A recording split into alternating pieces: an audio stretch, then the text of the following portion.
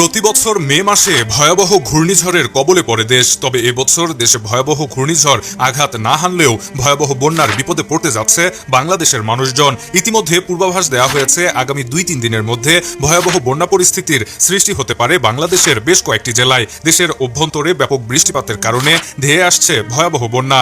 এমন অবস্থায় জনমনে আতঙ্ক বিরাজ করছে। অসময়ে এমন বন্যার সৃষ্টি হলে ভয়াবহ বিপদে পড়বে সাধারণ মানুষজন। এদিকে দেশের অভ্যন্তরে ব্যাপক বৃষ্টিপাতের কারণে নতুন নতুন এলাকা তলিয়ে যাচ্ছে। নদীবেষ্টিত বিভিন্ন এলাকায় পানি বাড়ার প্রবণতা দেখা গেছে।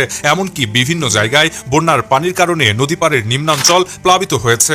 একই সঙ্গে দক্ষিণাঞ্চলে জোয়ারের পানির কারণে পানিবন্দী হয়ে পড়েছে কয়েক হাজার পরিবার। এমন অবস্থায় তীব্র বিপদের বার্তা নিয়ে ধেয়ে আসছে ভয়াবহ বন্যা। এদিকে অসময়ে হঠাৎ করে আসা ভয়াবহ এই বন্যায় ব্যাপক আকারে বিপদে পড়তে যাচ্ছেন নদীপাড়ের মানুষজন। বিশেষ করে গোমতী, মুহুরী ও ফেনী ইত্যাদি নদীর পানি সমতল দ্রুত বৃদ্ধি পাচ্ছে। এর ফলে ফেনী সহ ওই এলাকায় ভয়াবহ বন্যা পরিস্থিতির সৃষ্টি হলে গতবারের মতন ভয়াবহ মানবিক বিপর্যয় নেমে আসতে পারে। কারণ এইসব এলাকার মানুষজন বন্যার সাথে অতটা অভ্যস্ত নয়। এইসব এলাকায় বন্যা পরিস্থিতির সৃষ্টি হলে মানুষের কষ্টের শেষ থাকবে না। Shahriar Alam, EBD news.